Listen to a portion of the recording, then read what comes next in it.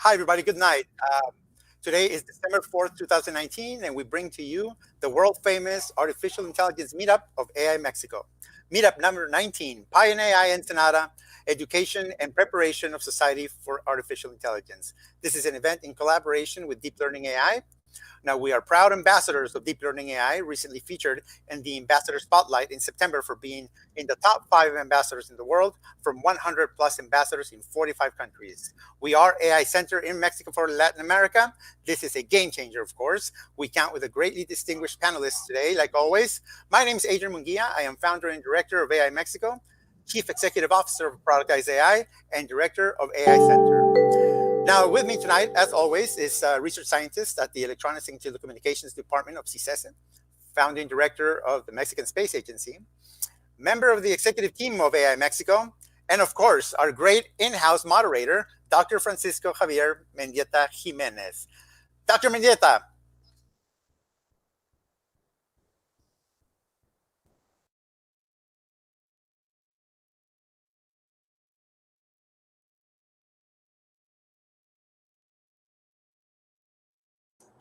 Creo que I think you're muted or... Yes, sorry, I had a glitch in my computer. Thank you very much, Adrian. I am very happy to welcome all the audience. Thank you all the staff and technical support. And of course, we are really happy to welcome our two guests, speakers, Dr. Saif Savage and Dr. Carlos Alfonso Ruiz Guido. Today, subject of our AI Mexico Meetup, which is the 19th edition, is education and preparation of society for artificial intelligence, which is a major subject. AI Mexico is committed. The AI community of surrounding AI Mexico is committed, and our country, Mexico, is committed to improve the lives, the economy, the employment, the health, the education, and other societal and economical aspects, incorporating artificial intelligence and related subjects in all the aspects of our lives. Today, we are very happy. I will present first Dr. Saif Savage. Dr. Savage was named one of the 35 innovators under 35 years old by the MIT Technology Review, Massachusetts Institute of Technology, for her civic research. She recently also won a $1 million NSF grant, National Science Foundation grant, to study AI systems to help rural workers to develop their digital skills to access better jobs and fight disinformation. You see, AI for rural communities. Dr. Savage's work has been featured on major news outlets such as the BBC, Deutsche Welle, Vice News, and New York Times. Saif has opened the area of human-computer interaction in rural West Virginia and has advised governments in Latin America to adopt human-centered design to develop better services to citizens. Her research helped push the creation of a federal advisory committee in Mexico for exponential technology. She frequently collaborates with Mexico's federal government to research systems that use throughout the nation. Dr. Savage has shared her research with Latin American presidencies, European government officials, the Inter-American Development Bank, as well as established civic organizations, such as the Organization of American States, the National Democratic Institute, the Atlantic Council, the Carnegie Council, the Aspen Institute, the Center for Strategic and International Studies. Through this collaboration, she has designed human-centered solutions to impact underserved citizens and organizations.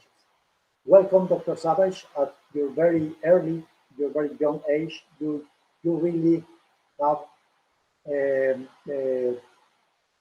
left a very important school of knowledge, and the more important is your future and your surrounding and your example. Dr. Carlos Alfonso Ruiz Guido is studious and passionate about mathematics. His specialty is mathematical logic and its applications. He studied mathematics at the National University of Mexico, at the Université d'Orsay in France, at Oxford University. During his career, he has visited and exhibited his work at various institutions such as UCLA, Universitat Münster, Notre Dame University, Institut Henri Poincaré, and many other schools and research centers. He is currently director of the Bourbaki College of Mathematics and dedicates his time to making it a first-rate teaching and research center. Motivated by a lectureship in mathematical analysis at Corpus Christi College, Oxford, he devised a plan to fund research in mathematics based on teaching and consulting in mathematics to individuals and corporations. Really fantastic, exciting, and very, very well positioned as an important professional, young professional, and compromised professional. Let's start our presentations. How about giving 15 minutes to each of you in order to share with us your ideas around the general subject, education and preparation of society for AI. Let's start by Saif. Please, Saif, open your microphone. We are eager to listen to you. Thank you very much for the great introduction. So I'm going to rapidly share my screen. And then I will, oh, sorry about that. And then I'm going to rapidly present. And thank you so much, Javier Mendieta, for the wonderful introduction. So I'm just, okay, so let us begin. So today I'm going to be presenting my tools for empowering workers, where I'm using AI to empower workers. So a question I'm passionate about is thinking, how might we use AI for good? AI has enabled, on one hand, these futuristic realities where we have voice assistants who can understand any question that we ask, autonomous vehicles who can drive us anywhere without any driver. And what is also true is that AI has been, unfortunately, displacing workers from their jobs. However, AI has also been powering millions of new jobs. So a lot of these jobs focus on getting workers to do the tasks that are difficult for machines to do. So you might have workers who are going to be labeling, for instance, images. These labeled images are then going to be fed into machine learning models who are going to use the labeled images to better understand the world around them. Other types of tasks that these workers do involve transcribing audio. For instance, they might get the audio that Alexa is giving them. Other types of tasks is categorizing content. This can help, for instance, Google or Bing be able to identify web pages that have hate speech or pedophilia, and hence you don't see them. They disappear from your site. And so because of this, we could say, wow, this is great. AI is helping us to power these amazing realities. AI is good. AI is good until it is not. My research has also uncovered that the people who are working behind the machine, who have become invisible workers, are many times earning less than minimum wage, and they're not gaining any type of skill development. They're stuck in very hard work. For instance, these are some of the titles of workers, what they're feeling. The internet is enabling a new kind of poorly paid labor. Workers protest, I am a human being, not an algorithm. And so this is why I'm interested in thinking about, well, how might we design AI for good? I argue that in order to design AI for good, we need to understand first the values of all of the stakeholders who are involved. And so for this purpose, I use value-sensitive design. Value-sensitive design allows me, on one hand, to be able to understand first the needs of workers, the needs of the employers, of the companies that are involved in our AI industry. And then I can map that out into different types of technologies. And then I have a way of evaluating these technologies. And through this process, I can design AI that better covers the needs and values of the different stakeholders that are involved in our AI industry. And so this way, we don't have circumstances where, yes, we are developing very novel and exciting services, but we're forgetting about the workers. And so in this talk, I'm going to briefly present how we can design AI for the invisible workers. This is the workers who are doing these types of tasks for us to have these amazing AI realities and who have become invisible. I propose the following framework. So my research has found that there are some workers who have been able to thrive. And some of these invisible workers have been able to gain good salaries and have a relatively be able to develop themselves. And so I'm going to identify those workers who have been able to thrive. And I'm going to ask them to provide strategies about how they are operating in these ecosystems to thrive. And then I'm going to guide other workers so that they can also follow the strategy so that they can also reach their goals. However, it is possible that a lot of these strategies might not be necessarily the best ones. There might be cases where really good strategies get lost, or also since these workers might not be necessarily as good as this one, some strategies might not work out for them. So what I do is that I use reinforcement learning. In my reinforcement learning model, what is going to happen is that the model is going to select different strategies. It's going to be recommended to workers, and then workers are going to tell the machine, yeah, you know what, this strategy did work, this strategy didn't work, I felt very good with this strategy. And so through this process, the machine is going to learn what type of strategies are best in order to enable workers to develop their skills to earn higher wages. Here is results from my systems. I deployed my systems on these invisible labor platforms. One of them is Amazon Mechanical Turk. And so in the x-axis, I had workers do different types of tasks. And the y-axis tells us how much time they took to complete the task. Here is a worker's accuracy. What I found was that, and here are the different conditions in which workers were in. In some cases, they were in control. In other, it was just random advice. Here, Crowd Coach is where I'm using AI to identify the best strategies to recommend to workers.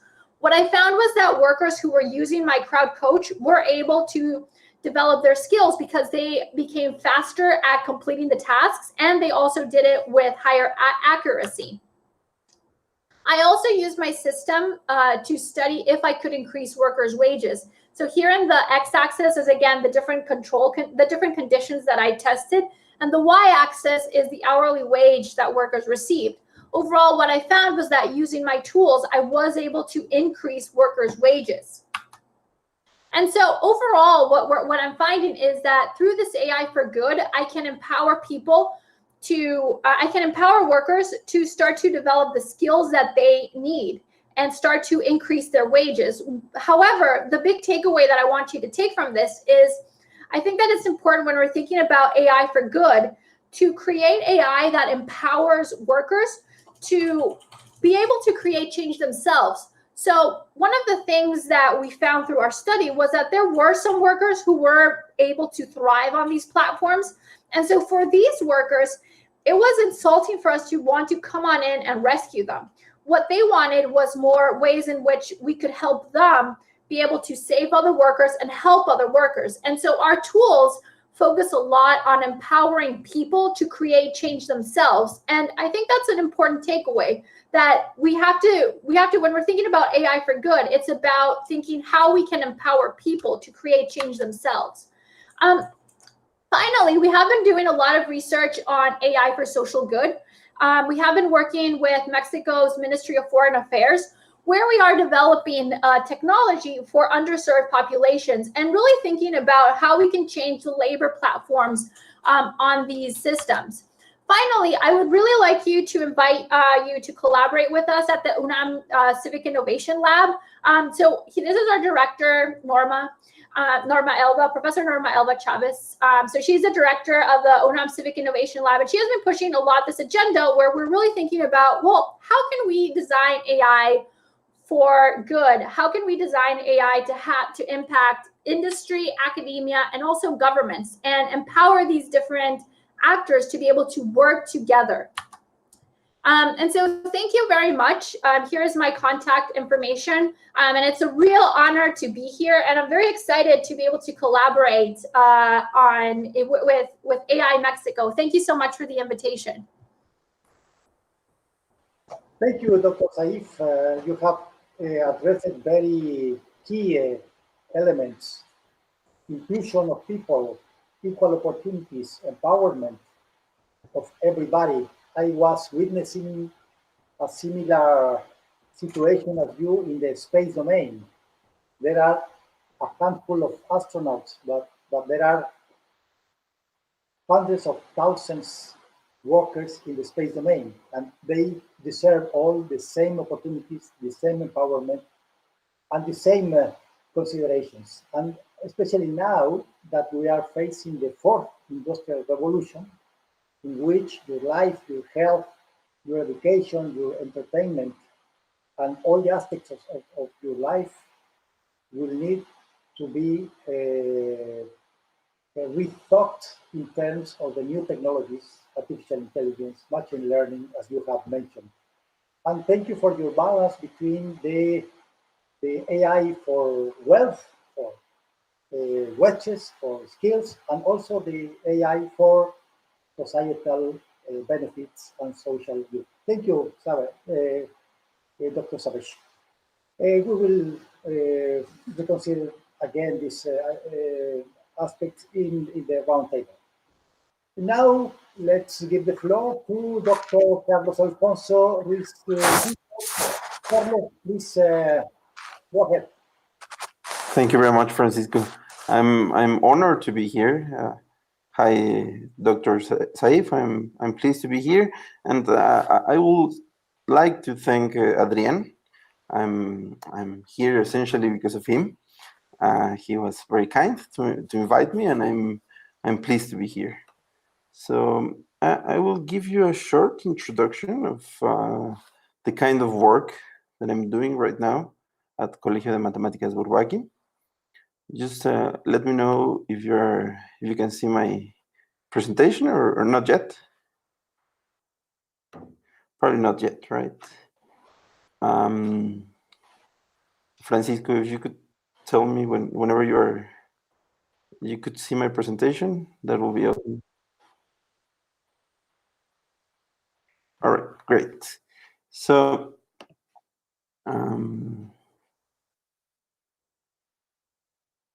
as Francisco said at the beginning, I'm the director of Colegio de Matemáticas Bourbaki. My name is Alfonso Ruiz.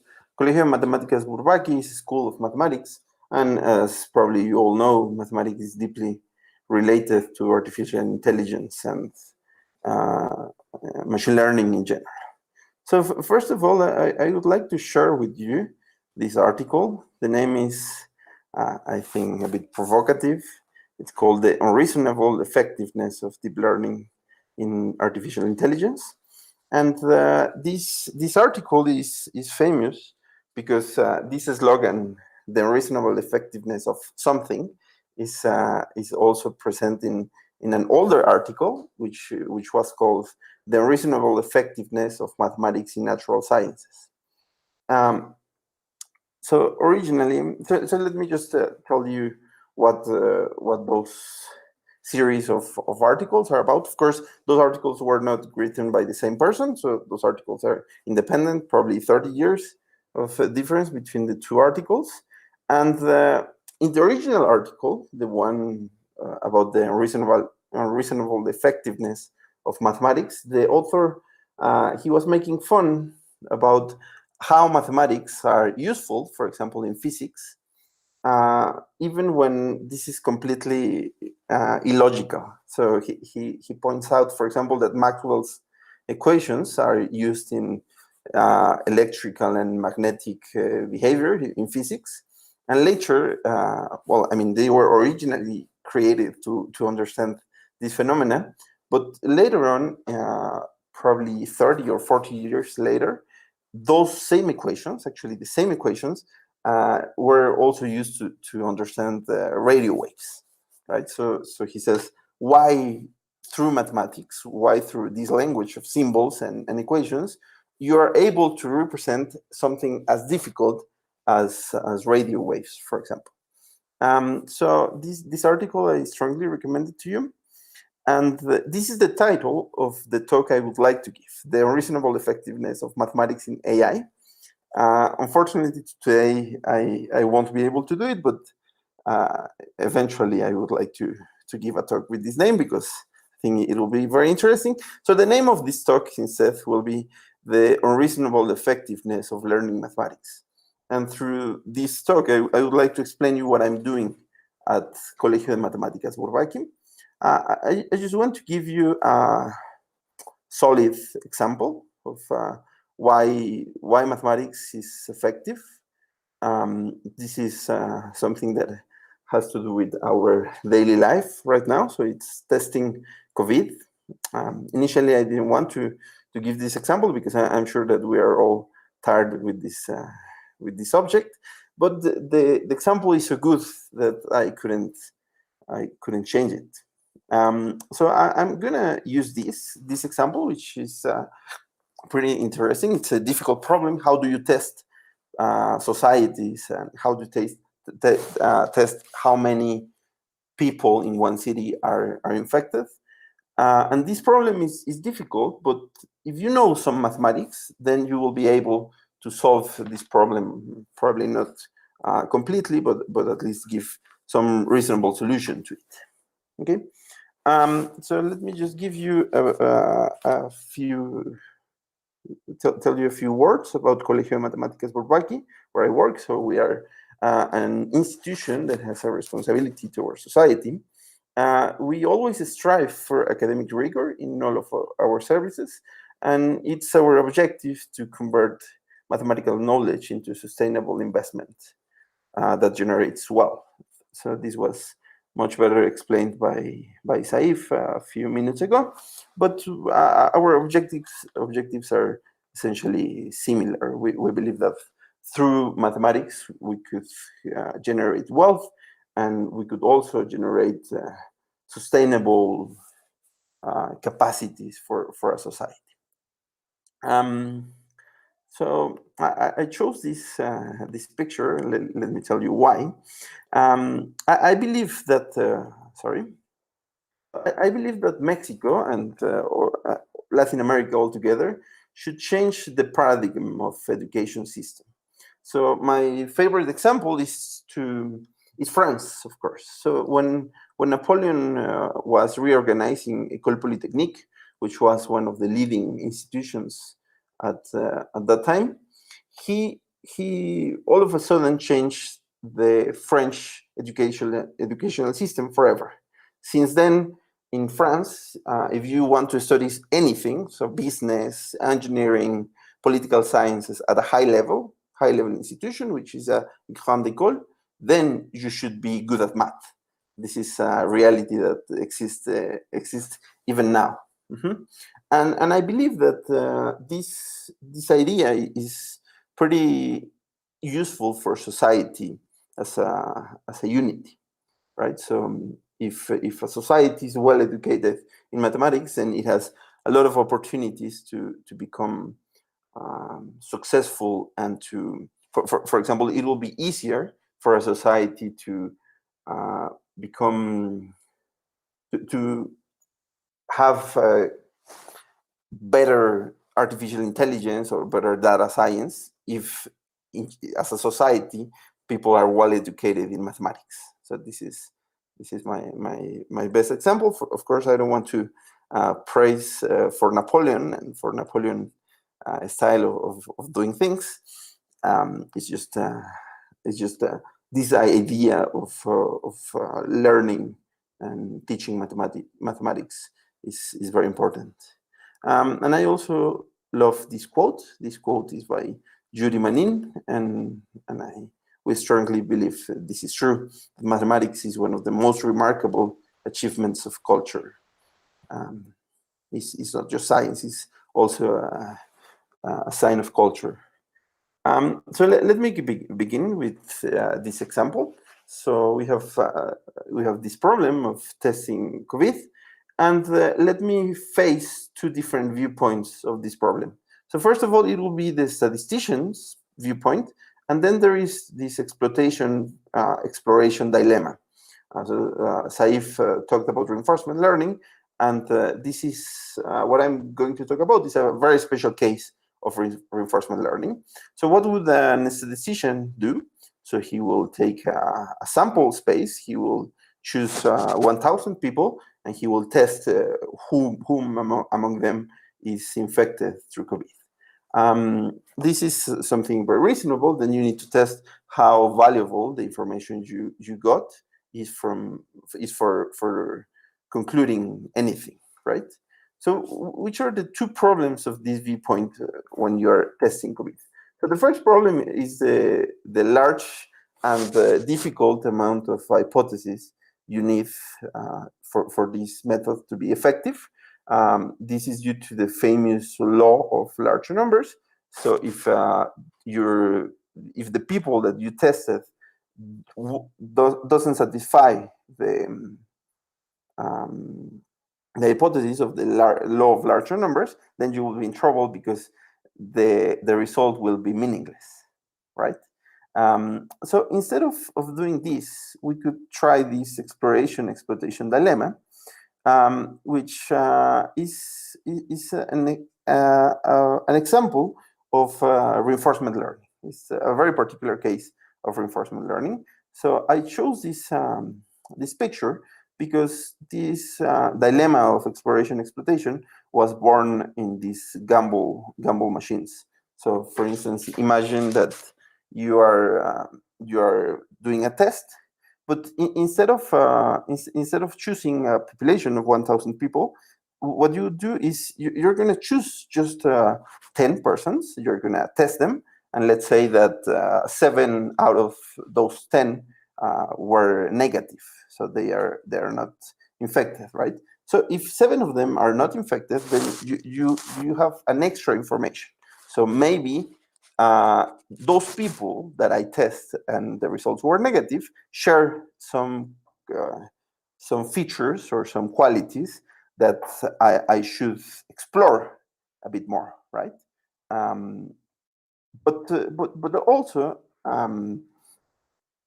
this information could, I agree that could be contradictory to the conclusion. But the dilemma is: should I use this bits of information that I'm getting from this small sample, or should I just continue and test some other people who are not sharing any of the features from those 7 people who were not infected?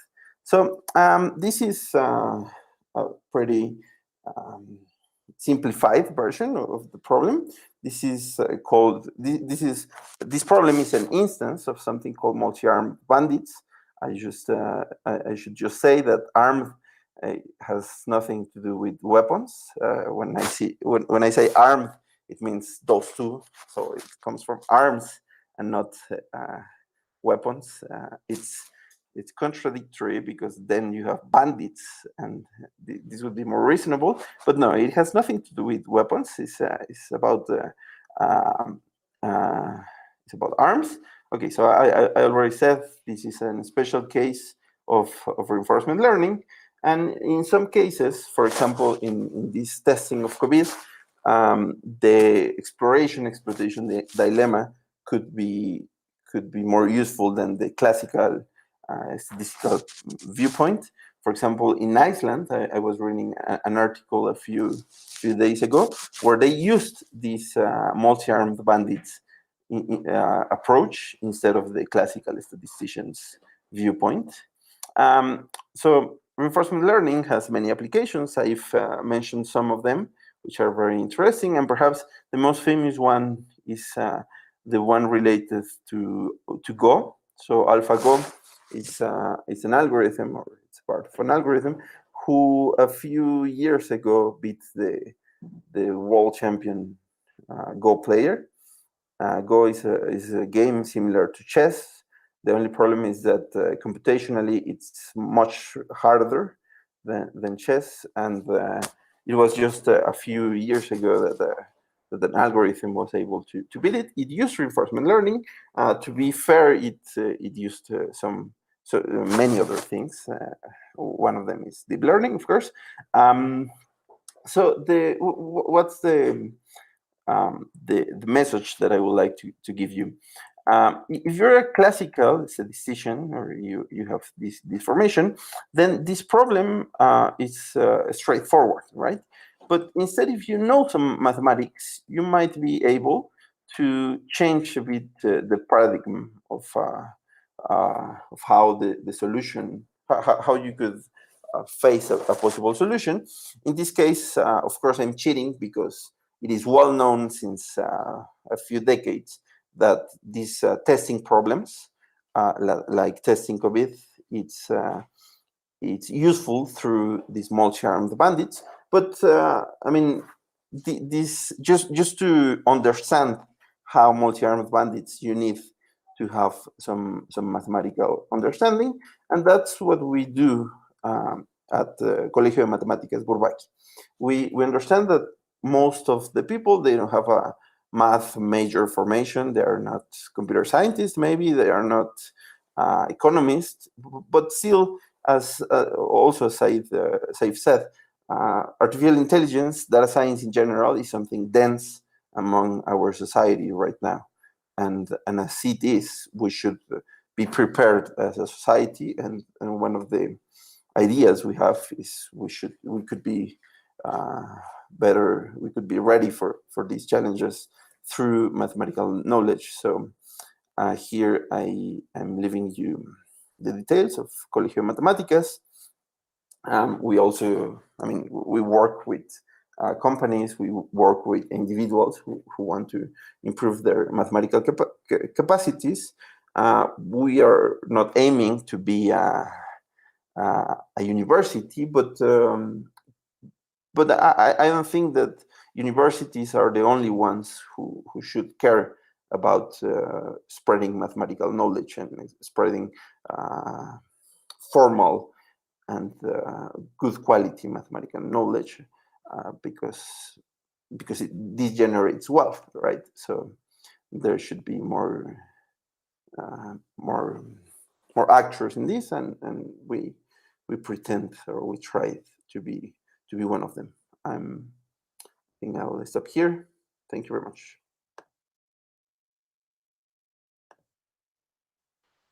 Thank you very much, Carlos. Very illuminating your ideas, and especially the concept, the unreasonable effectiveness of mathematics in your life, but in your work, in your health.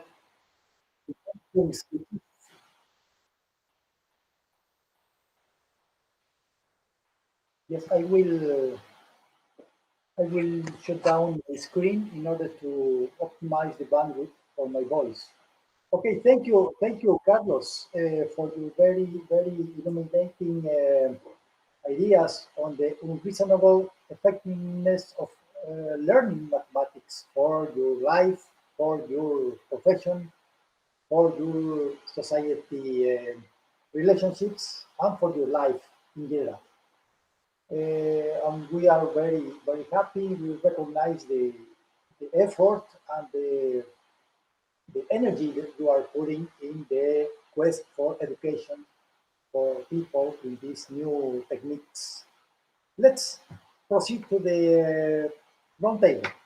I will present an idea. In order, I will invite you to develop around this idea.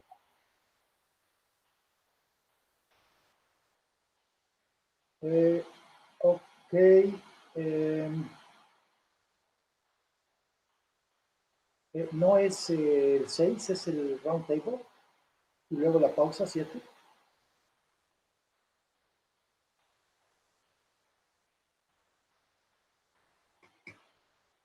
Francisco.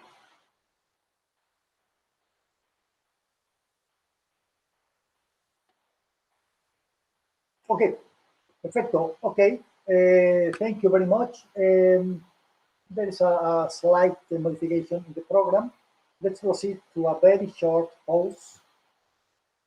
not even a coffee break. It's a 3 minutes, just for technical reasons. Remember to fill up your survey, and please send your questions, and I will distribute into the two speakers, and of course our president, Adrian Munguia. See you in 2.5 minutes.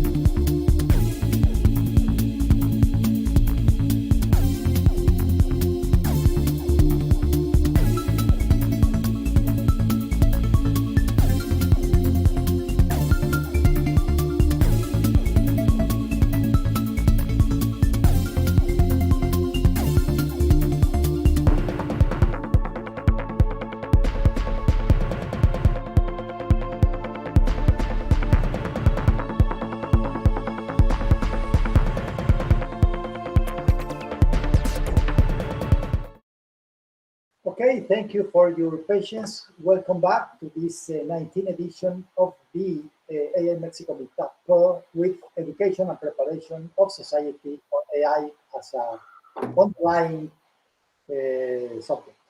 Now let's proceed to a very interesting and provocative discussion on AI Mexico. Our president, Adrian Munguia, will tell us about the latest developments in AI Mexico. Adrian, please go ahead. Well, thank you so much. I'll be very brief, and I'll just I'll go through some of the.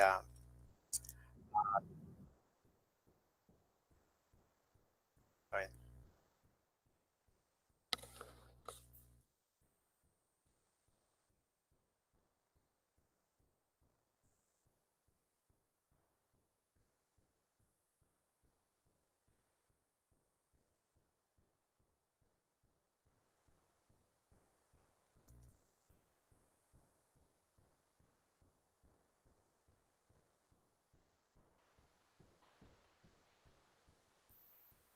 Okay, very well. Thank you, Dr. Mendieta. I'll just give a brief overview of what AI Mexico is doing and what it has accomplished.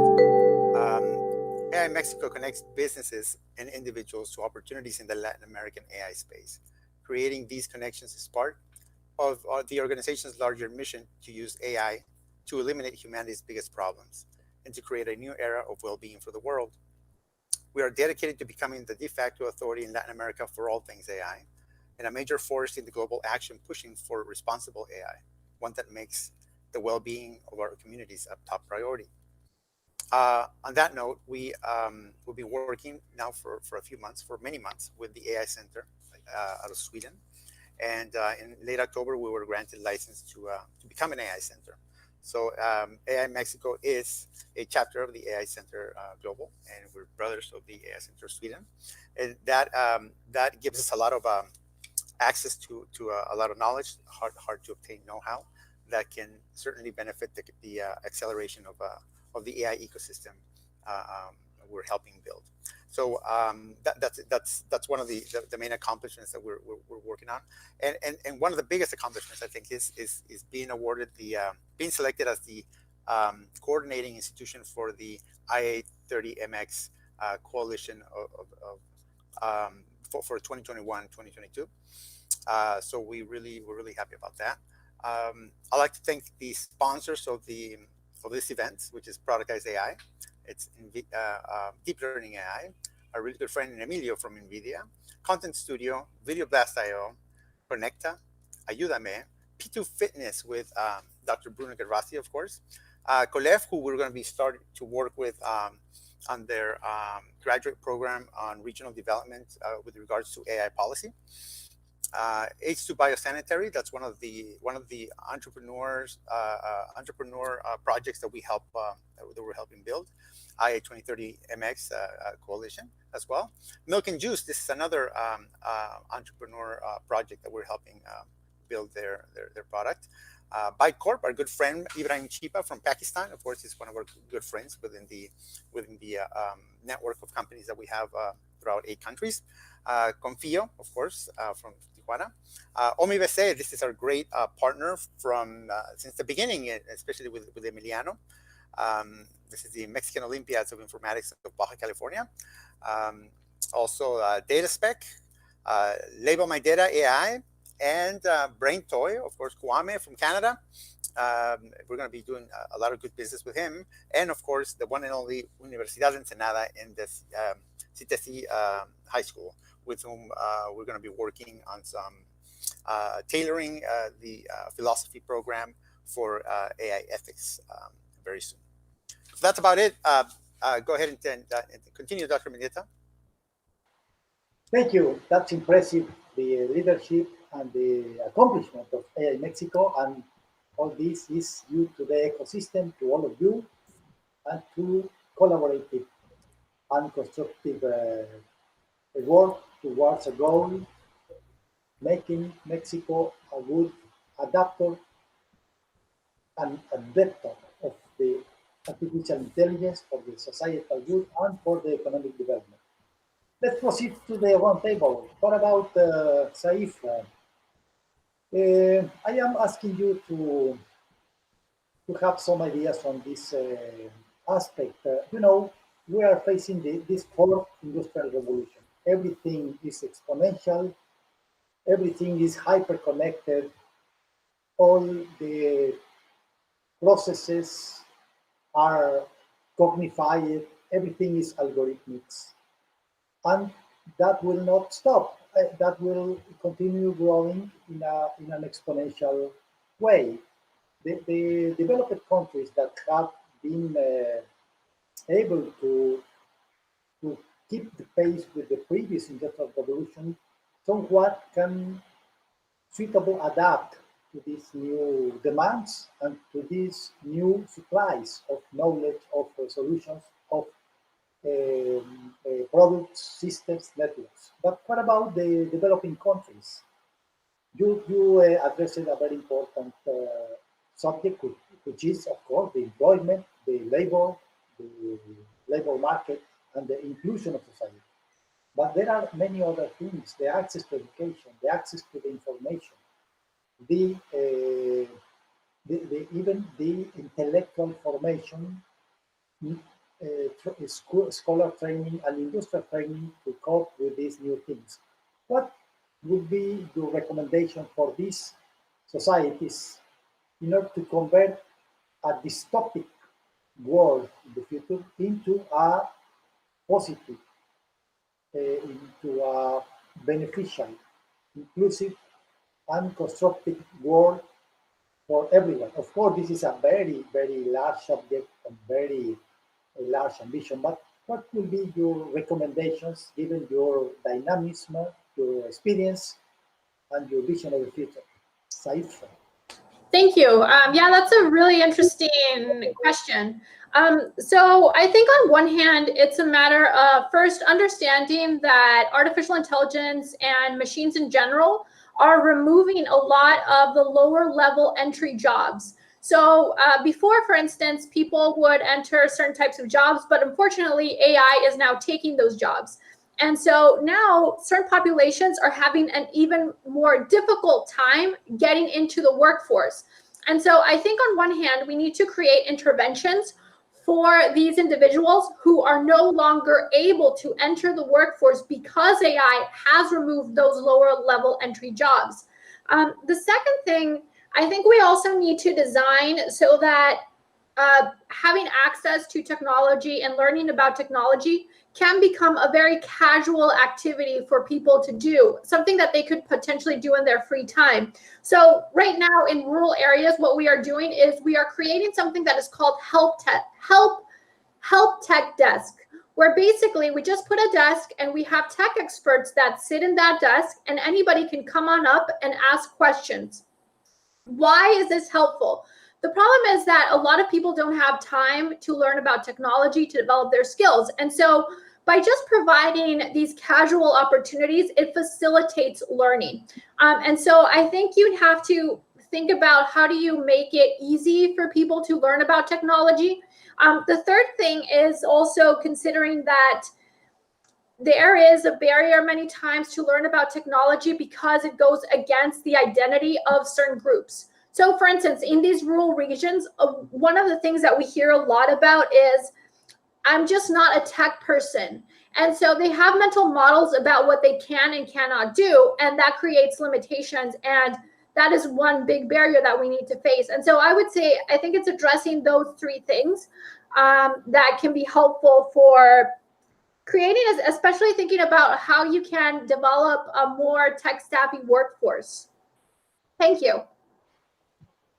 Of course, these three dominants are very relevant to the design of a national or even international policy on AI for the societal needs, the economic development, and of course the human development at the end of the day. Thank you, Saif. Carlos, uh, I am with this leitmotif of developing countries. We not only we struggle in incorporating to industrial or post-industrial society. But even at the base level, we have a long road to do in the STEM, science, technology, engineering, mathematics. This idea is not new, it's several decades old. But now things are getting much more accelerated. Now in the STEM, we have to incorporate algorithmics, artificial intelligence, robotics, and other related things in the information and communication technologies, but also the new things that are appearing that require lots of mathematical understanding for modeling, design, engineering, and so on, like material science, new energies, and all the challenges of the not only of the society, as Saeed has mentioned, but the challenges for the planet, global warming, and other human-related and natural disaster management. What will be your advice? How can we modulate this need for STEM formation in view of the overwhelming quantity of information? How to balance the quantity of information with the quality of information? How to balance the background, the basic the basic mathematical solid understanding with the speciality that is needed in every job. What will be your point of view on this situation in in the in the context of the artificial intelligence and machine learning and related technology? Carlos. Thank you very much, Francisco. I think this is a difficult question to answer. It's fine. So this question is strongly related to a question that people ask very often when they approach Colegio de Matemáticas Bourbaki, and the question is: do we really need to know mathematics to do artificial intelligence? Do we really need to be a mathematician for if I want to become a data scientist? So my short answer is no. Fortunately, you don't need it right now because artificial intelligence together with data science have evolved, and because of its usefulness for finance and for many other areas, people were able to help others, and right now you just need to press the correct button. So for example, if you want to run for example, a reinforcement learning algorithm, you just need to know how to press the buttons, right? So if you want to do some analysis via a neural network, you just need to know how to press the correct buttons and so on and so forth, right? So the short question is no, you don't need to know mathematics, but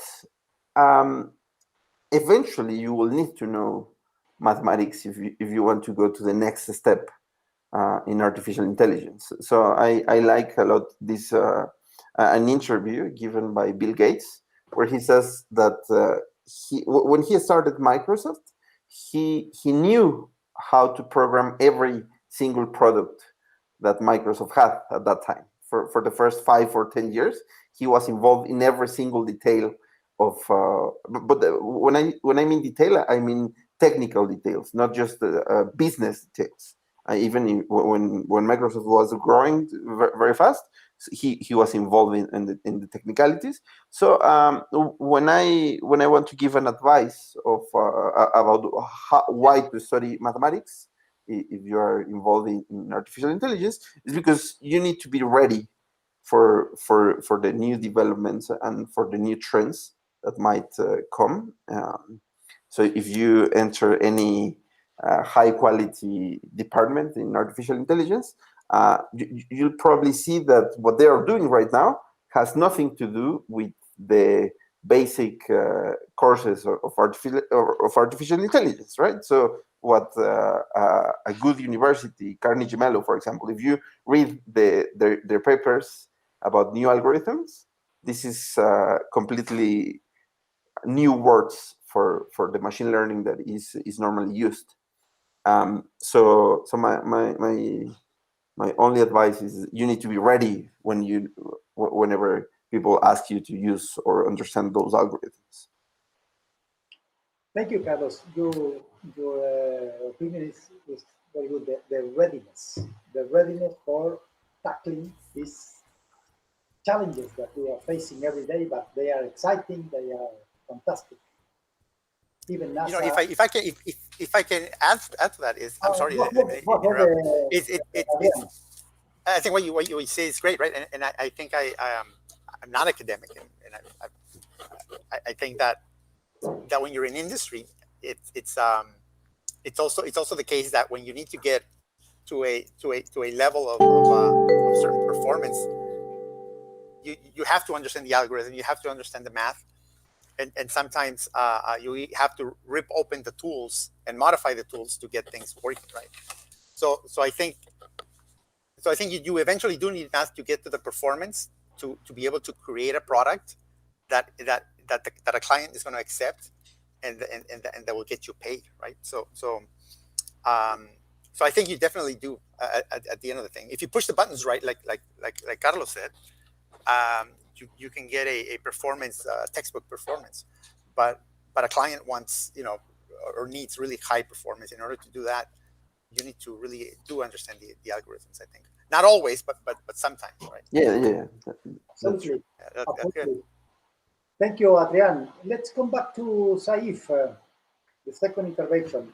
Let's make a thought experiment. You know, the thought experiment is an exercise of thinking, like the elevator of Albert Einstein, the Schrödinger cat, the Turing machine, for example, or the Maxwell demo. Let's make a thought experiment. Imagine, Saif, that you are the Secretary of Artificial Intelligence in Mexico. Let's imagine that there is a ministry, Secretary of Artificial Intelligence. And I will imagine that I am the president of the country. It's a thought experiment, of course. My first request for you as a Secretary of State of Artificial Intelligence is to produce a roadmap for artificial intelligence in Mexico. And my question is, in general, what will be your platform? What will be the dominant elements? What will be the more important niche of activities to develop, to balance society with economics? Yeah, that's also a very interesting question. So I think that I would focus a lot on workforce development. I would focus a lot on workforce development because this has a direct impact on the livelihood of people.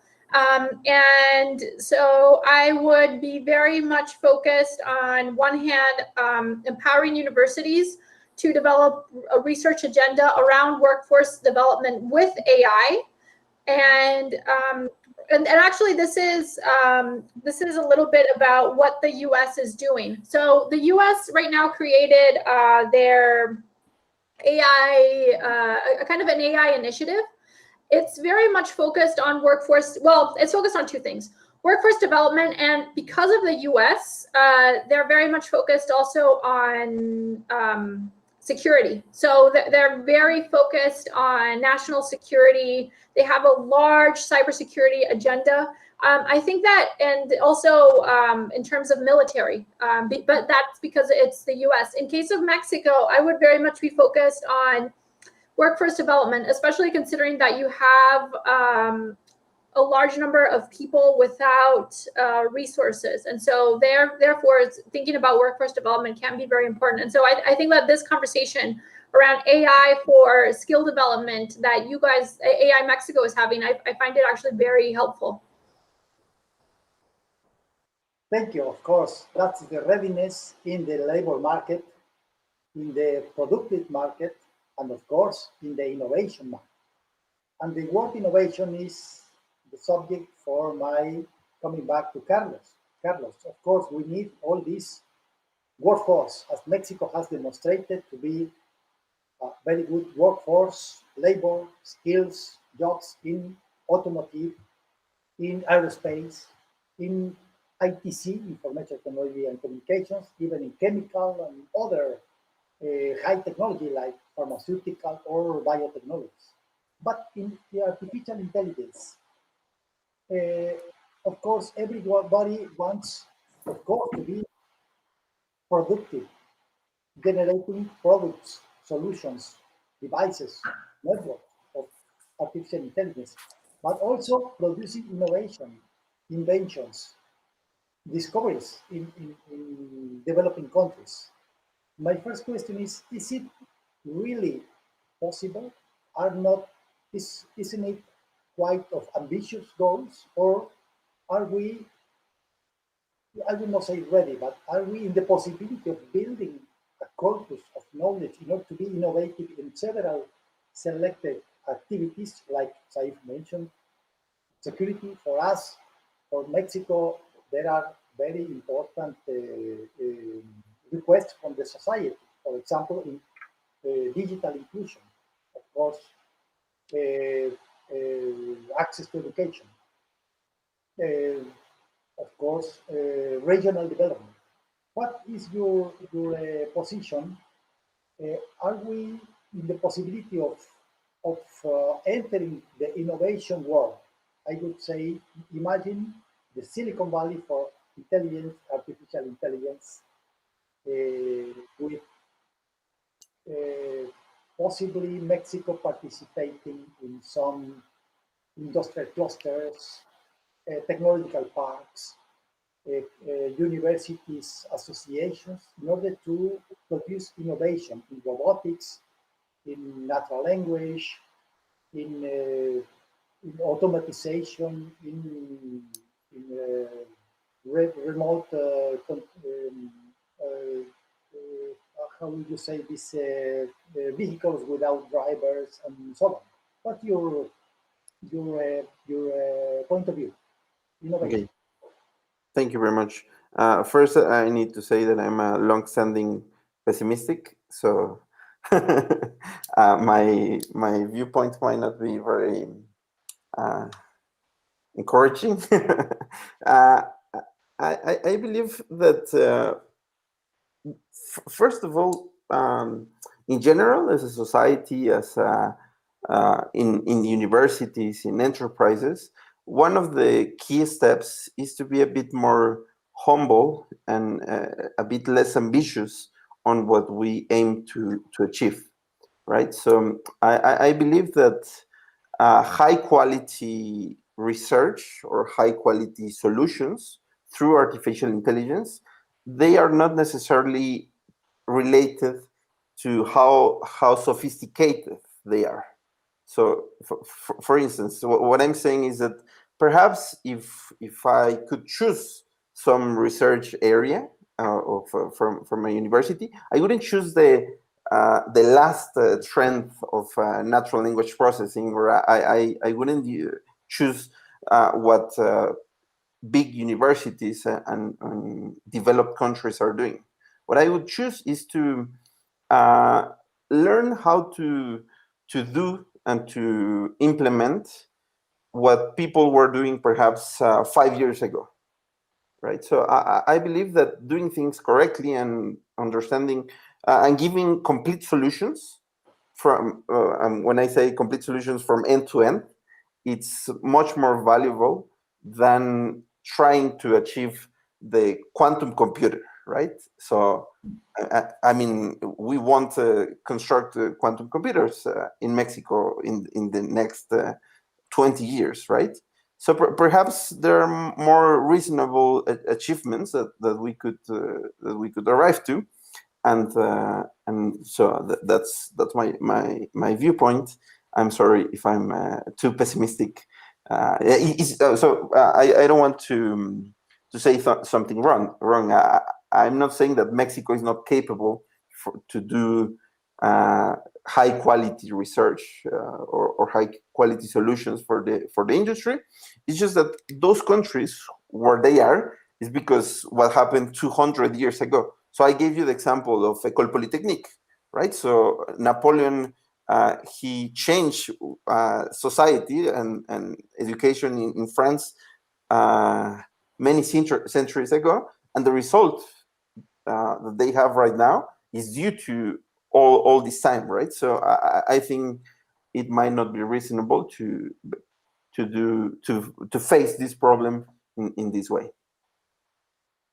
Yes, I understand your point of view. Of course, in Mexico, we say that pessimistic is an optimistic plus information.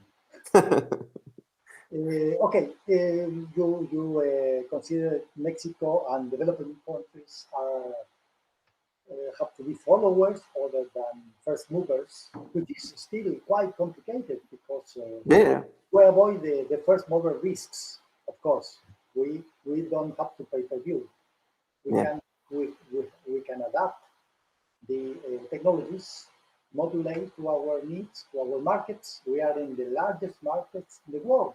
Finally, the TMEC, the North American Free Trade Agreement, in second edition.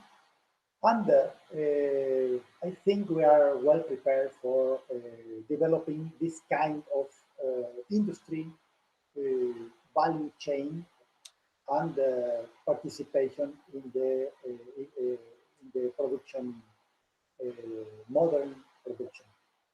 Okay, let's proceed to the third part of this roundtable. And let's later give place to the question from the public. Yeah, then Saif, you mentioned these mental barriers. Of course, the world is made around the success examples, and that motivates the young people, that motivates the families, the university world, and the society in general. And that will have to overcome many preconceptions about the mathematics boredom or other obstacles to the learning. What will be your proposal in order to prepare or get the society ready, because readiness is a key word for this meetup, in order to overcome these barriers? What will be your appreciation? I think that on one hand, it is creating opportunities that are paid, where we pay people to develop their skills. One of the barriers that we're also finding is that there are a lot of adults, rural adults, that can't afford to take a course. And so I think that we need to find ways in which we can pay people on one hand to develop their skills, because a lot of these adults can't afford to take a course. They have to be working all the time. And so it's on one hand enabling those opportunities where you allow them to, you pay them to take those courses. The other thing is creating, I think, making it very easy for people to take these courses. So, for instance, that's why we created the help tech desk, so that anyone can come on in and start to develop their skills. They can ask any question that they want. You need to make it very easy for people to be able to ask any question about technology, so that they're not scared and they don't feel stupid. And so I think that it's really taking the time to open up these casual encounters where people can learn and develop themselves. I think it's also important to learn how to bootstrap off of the institutions that people have access to. So for instance, right now we are working a lot with public libraries. Because public libraries already provide infrastructure, internet that people can use to access new technology and learn about them. And so I think it's also bootstrapping off of what already exists. Those are the main recommendations that I would give. Yeah, of course, we have to be very imaginative in trial and error solutions in order to converge to a targeted for the population. Thank you, Saif. last intervention for Carlos. In developed countries, there is a very strong link between the university research, university products, university solutions, and the industry, and the government as an employer, as a user of solutions or recommendations or policy generated in the units. In developed countries, there's not a clear link, and in many cases, there's even obstacles, unfortunately, for the liaisons between the universities or the academic world with the industry world, partly due to the fact that the high technology industry platforms or installations in developing countries are foreign investments that little or nothing take advantage of the creation, the knowledge. Of course, they hire our engineers, they hire our technicians, our lawyers, our administrative people. But the enchilada, I would say the enchilada, the real thing is in the knowledge, in the innovation. Of course, there's not only this direct link. We need supplementary things: the patent system, the investments, angel investment, venture capital, and a tax system, a tax initiative for incentives. What, of course, this is a very, very important subject and very complicated. There is no magic bullet for this. What will be your recommendation using the reasonable, effective, or mathematics to solve many problems, even hard problems like this one that are multidisciplinary complexity theory problems? What will be your appreciation? Because any uh, any recommendation on this subject is, I think, is crucial for the development of Yeah. high technology in Mexico. Carlos, what will be your reaction to this question? Thank you very much, Francisco. So this is a risky question because I might take a lot of time. I'll try to keep it short. So let me just start with something that happened in my career. So I started studying mathematics at UNAM, and I started studying mathematics just because I was good at mathematics. And if you are good at mathematics, people somehow obligate you to study mathematics. This is at least what happens with me and my friends. So when I was at UNAM, at Facultad de Ciencias, I have pretty good professors, and I got inclined or very interested in pure mathematics. So those mathematics that aren't useful for anything. So just a quick remark. I did my PhD on something that is not useful for anything. I did my PhD on something called mathematical logic, which has no applications at all. This is far from artificial intelligence, and so I'm not against pure mathematics. Just to say this. So I liked a lot pure mathematics, and I had like bad reaction against applied mathematics. I thought this was something uninteresting, and this was something which wasn't useful or wasn't for someone as intelligent as I thought I was, right? And this is a common viewpoint of mathematicians. Applied problems are too easy, and why I will care about those applied problems. So I had the opportunity while I was studying at UNAM. I did an entire year at UCLA, and the UCLA is a great university for applied mathematics.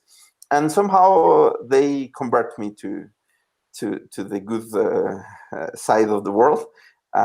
They force me to do courses on things that are closer to applied mathematics. And even when I said I don't want to do a PhD in applied mathematics, I like these things and I respect them because problems are complicated. And because, I mean, even from the mathematical viewpoint, problems in applied mathematics are really hard. And they're hard for different reasons, but also for the mathematical reasons. I mean, the reasons why me as a student got interested in mathematics.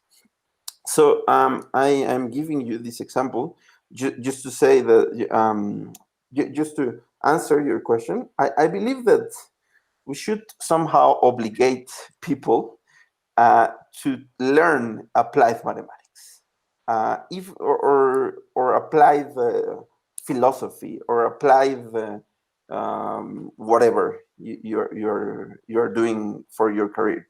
I know that I'm not helping myself because I praise Napoleon, and now I'm saying that I should obligate people. So I'm not sure if I'm doing a favor to Colegio de Matemáticas Bourbaki. I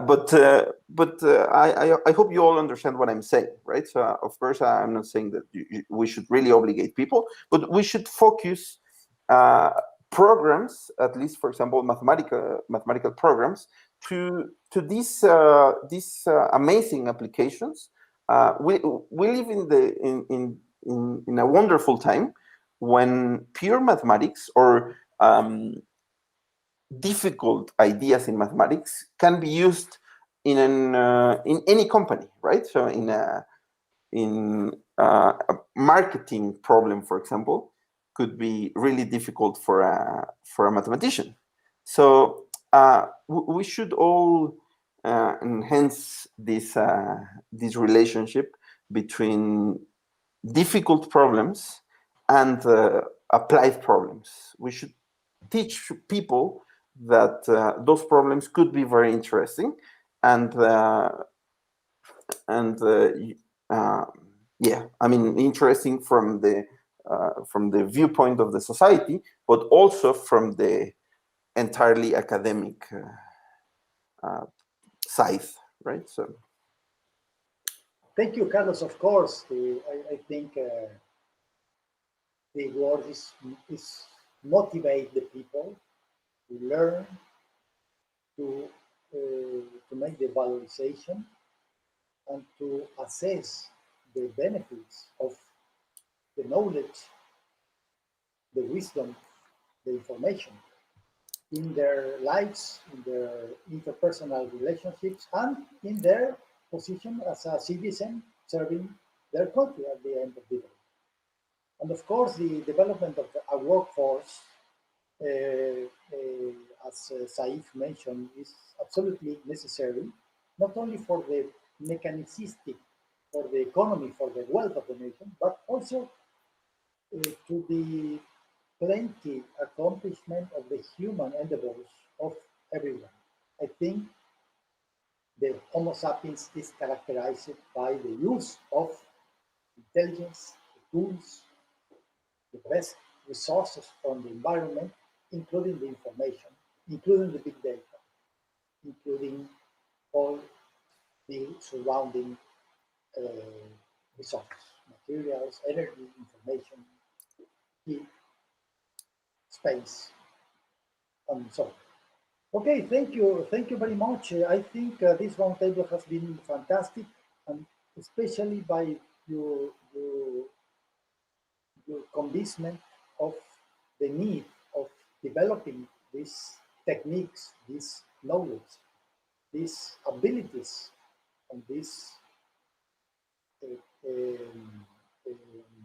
I would say, characteristics of appreciation of the technology, of the future, of the dream of the innovation, and understanding the risks of these technologies, but very well understanding what the way to incorporate these technologies in our society must be, not only in the technological, economical, scientific, but also in the ethical, in the civilizational, and with a profound respectful of the spiritual things and other community beliefs.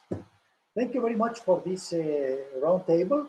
Now we have to to spend a few minutes for the filling of a survey. This is a regular practice. I will give you 4 minutes to finish the survey on this 19th meeting. And we will come back for the questions from the audience, if you please. Thank you. 5 minutes.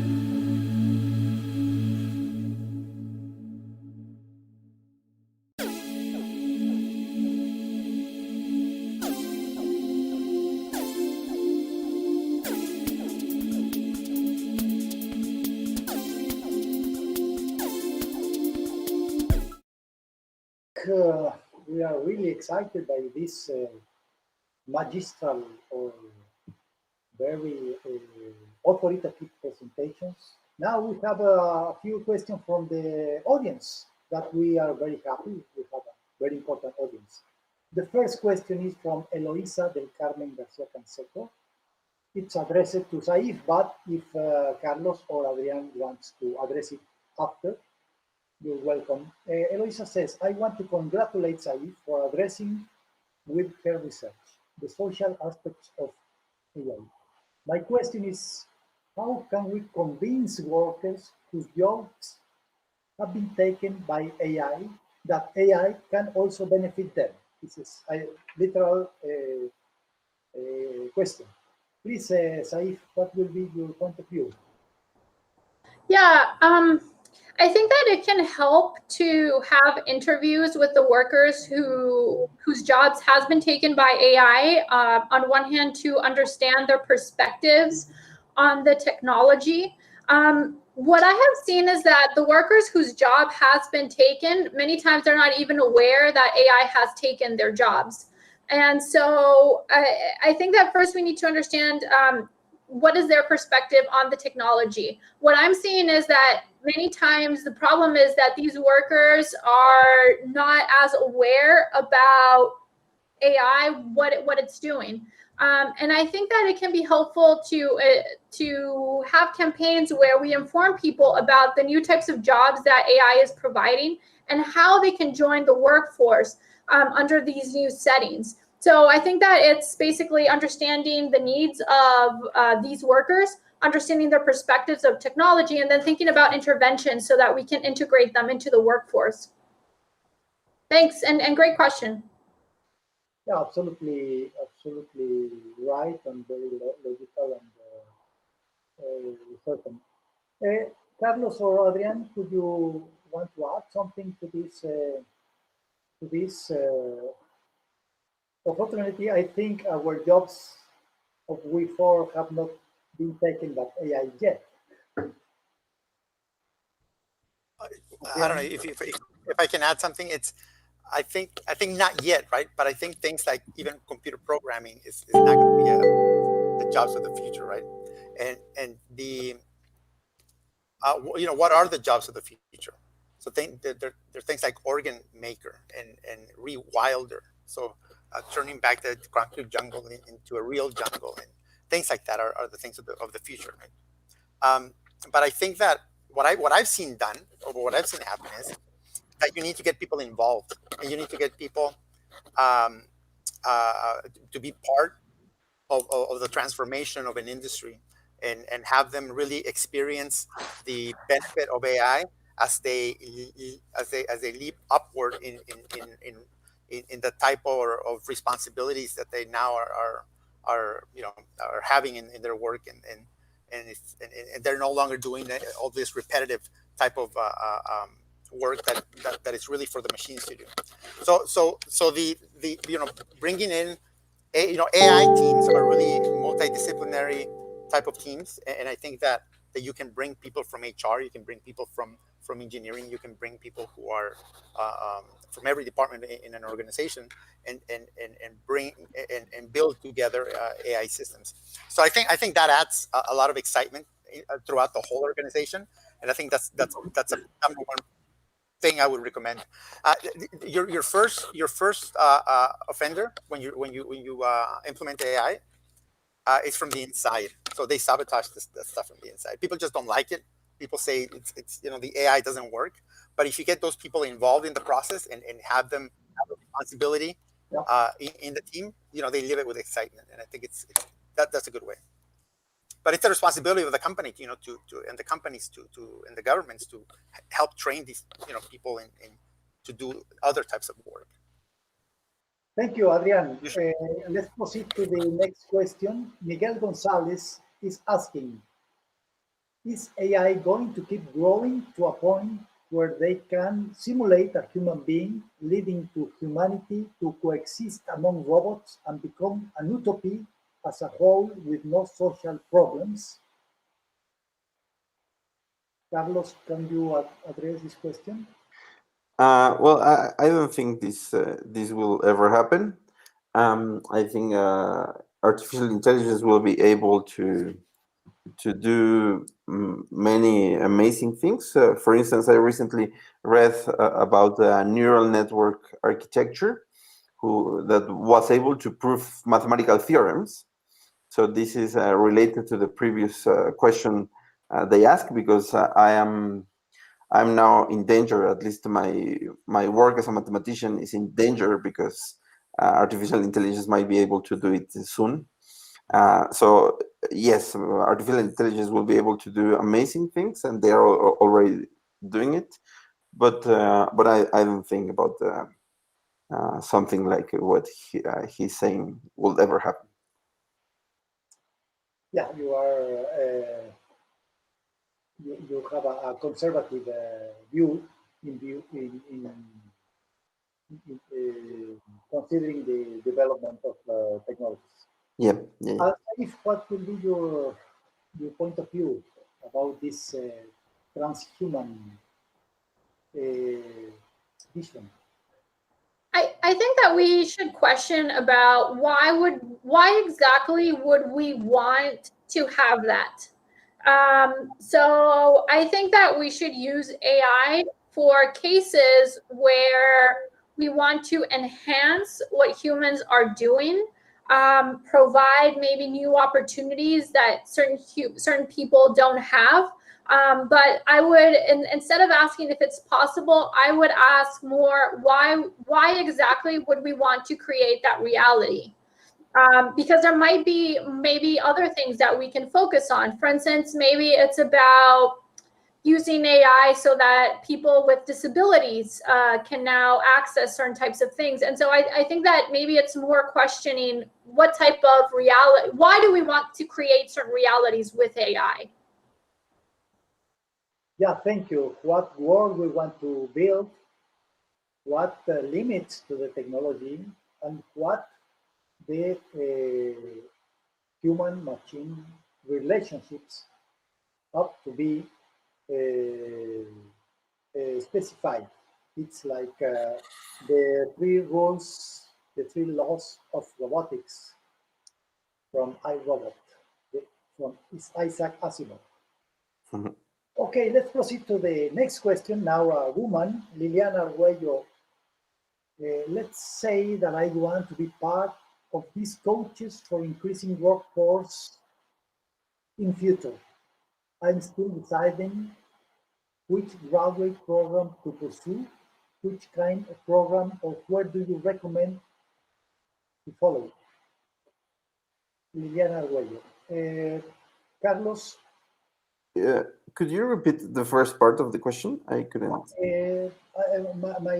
my mail is experiencing some problems. Let's say that I want to be part of these coaches for increasing workforce in the future. I'm still deciding which graduate program to pursue, which kind of program, or where do you recommend me to follow in order to develop activities in coaching for increasing workforce. Unfortunately, my dog is barking. It's a flesh and bones dog. It's not an artificial intelligence dog. Then I cannot. I will put down my. Please. Okay. Sorry, Francisco. I think this question is completely out of my expertise. I don't know if Said would like to answer it. I wouldn't know what to say. Sorry.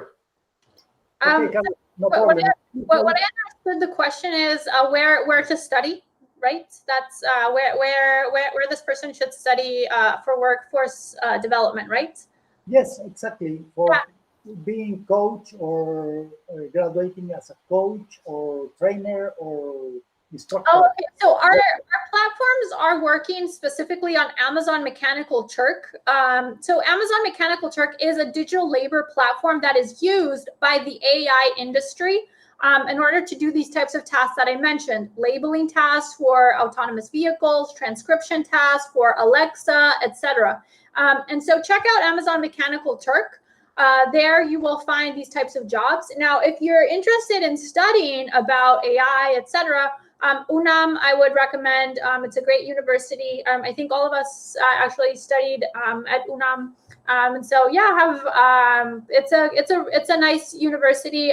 Also, I guess right now, Javier Mendieta and Adrian are working in universities in the north of Mexico. And maybe you guys can also talk a little bit about your universities, because I think that Baja California right now is also becoming a strong force in pushing a very nice research agenda around these topics.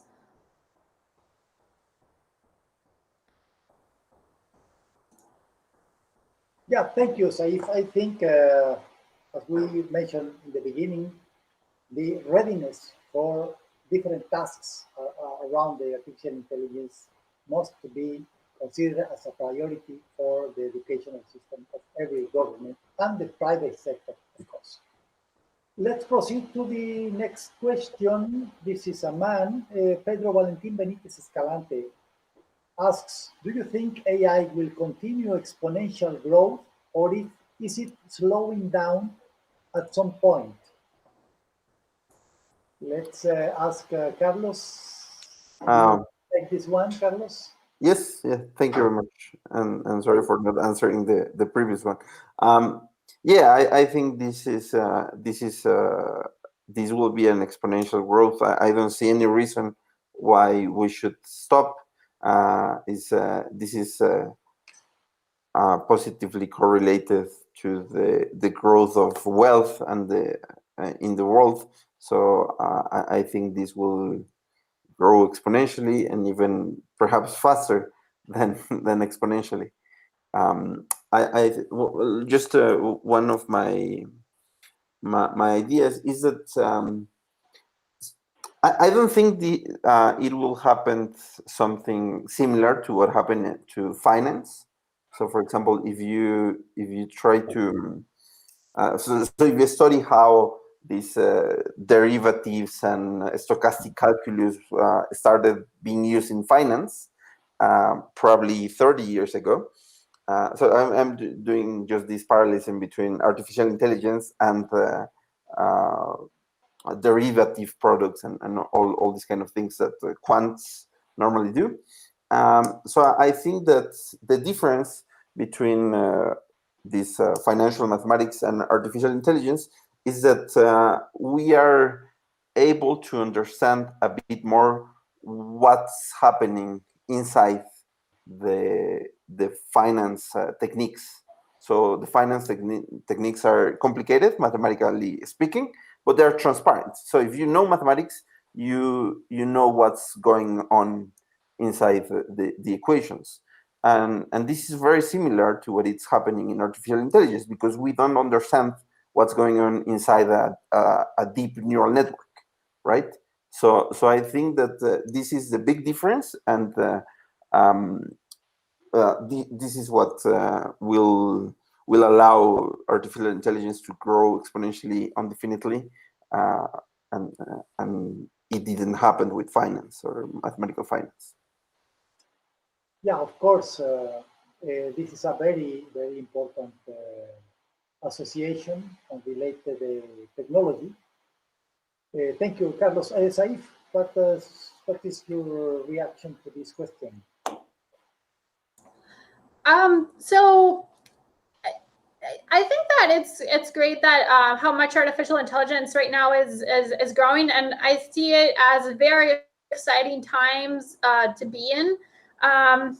Maybe it's also thinking about really how do we control the growth from certain companies, because certain companies and also governments are now having much more power than before. And so we really need to question about what we allow and what we don't want to allow these different institutions, companies, organizations to do with AI.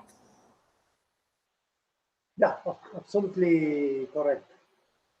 Thank you, Saif, for your very, very important insight. We have still two more questions. Eric Rios Martinez is asking, at what point will artificial intelligence and advanced technology be common and useful for everybody? Carlos. Well, I think this is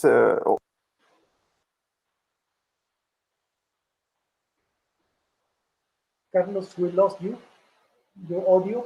I'm sorry, I accidentally pressed the wrong button.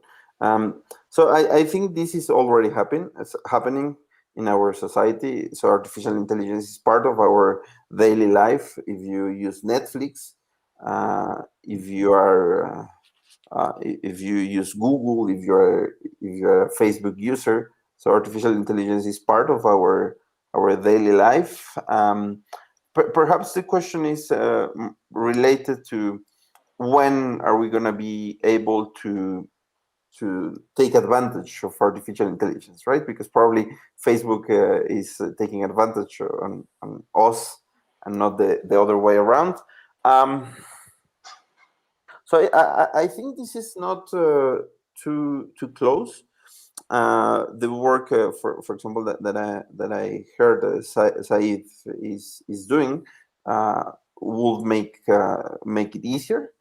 But for I mean, the experience that I have with industry is not something. Is at least in Mexico, we're still a bit behind this point when anyone and any company is able to use artificial intelligence for their own needs.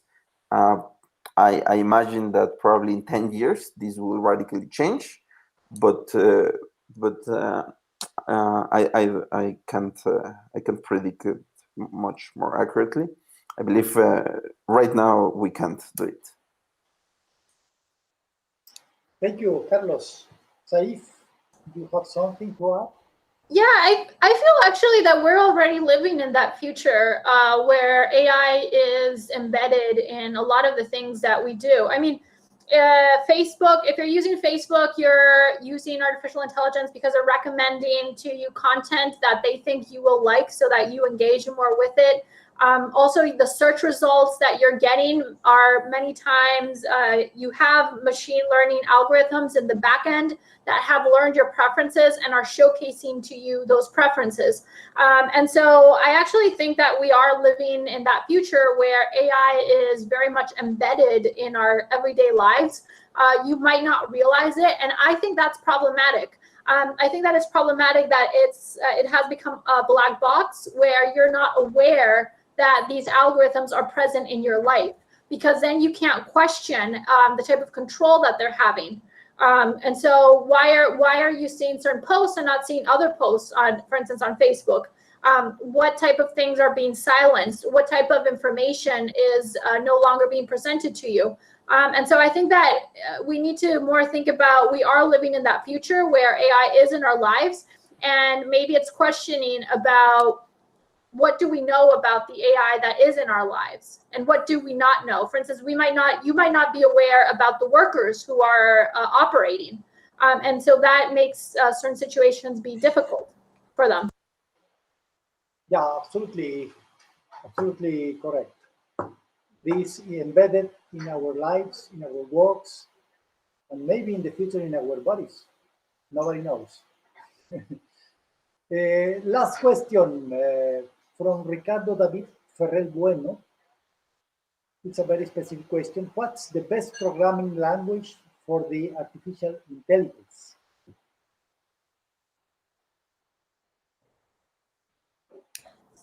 I'll take a quick stab, and then I'll let Carlos respond. So I think that it really depends on your goals. When I was in industry, so I was working at Microsoft Bing for a while, and there, for instance, I was doing a lot of large-scale data analysis, and I used their AI to do part of the data analysis, again, related to search results. There, I was using in general Python, but it was Python. It was a different type of Python because I was using something that's called Databricks, which allows you to process large-scale data, but you have to use distributed computing. And so I think that it depends a lot on what do you want to do. And so if you're working with large-scale data, you really have to think about using, for instance, distributed computing, and the type of algorithms that you're going to be using are very different than if you're working with smaller data sets. And this, I think, is also true for the type of machine learning model that you want to use. And so I would question first, what is it exactly that you want to do? And then reading up about what are other people saying. GitHub is pretty good, actually, I would say, for getting a community of geeks together just to talk about different aspects. Of course, do you have something to add, Carlos?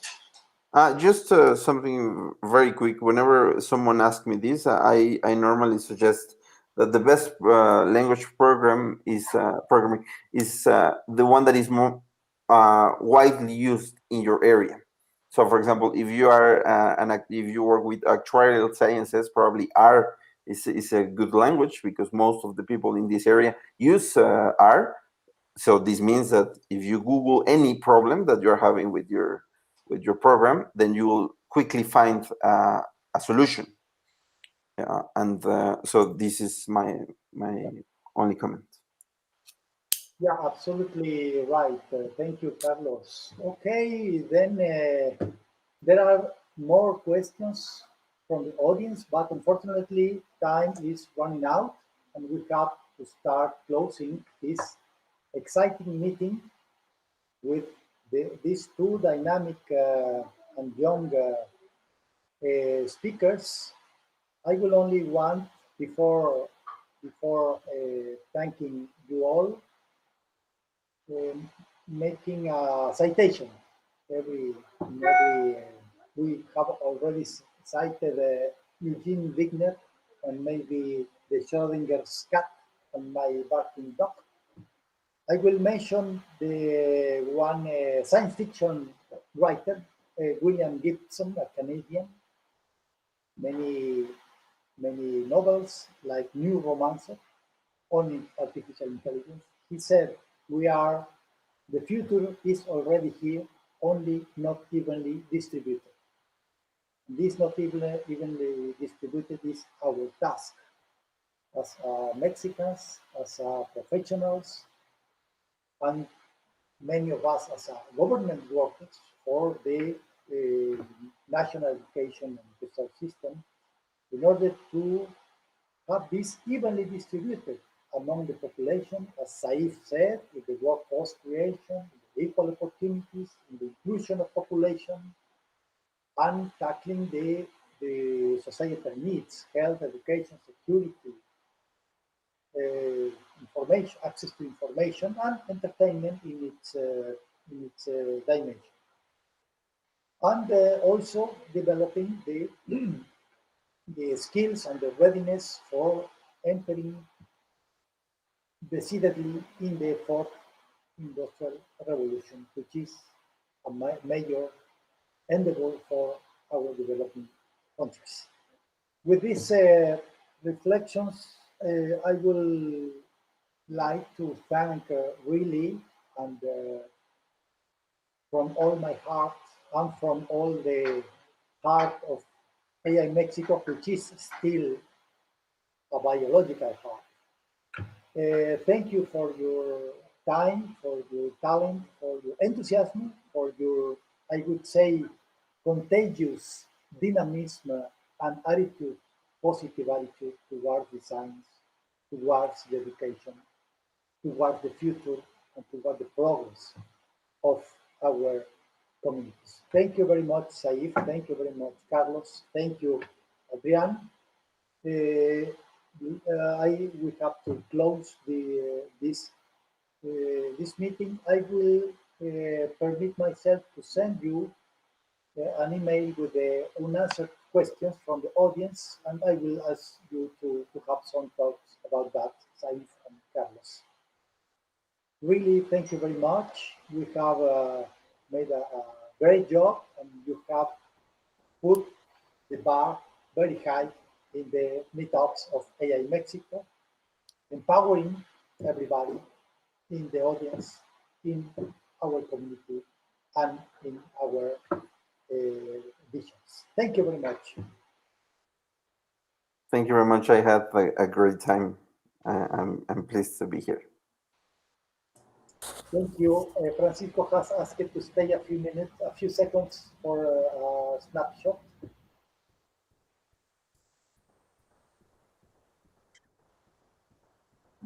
No, we're good. I mean, I think that thanks a lot for everybody, and we'll see each other next month, first Friday of the next month, and we're having a holidays gathering, so you'll get an invite later. It's going to be open to the public, and on December 17th.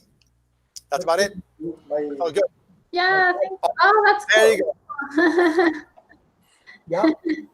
That's very sweet. Yeah. I don't even have one.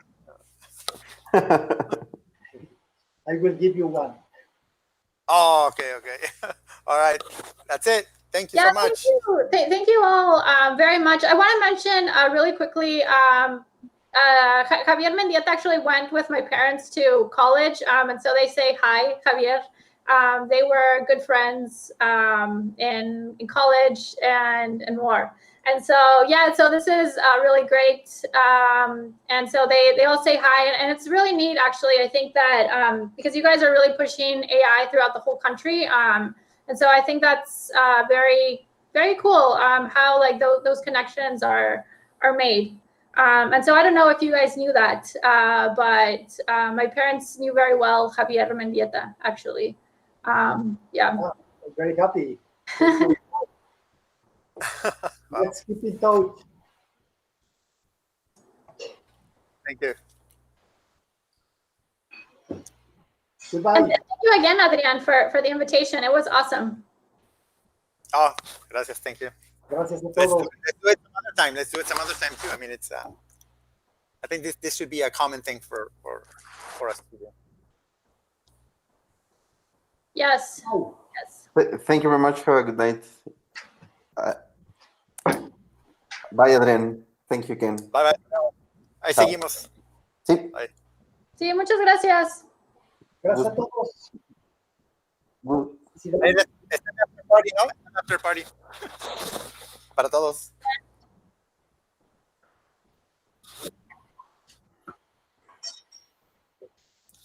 Bye.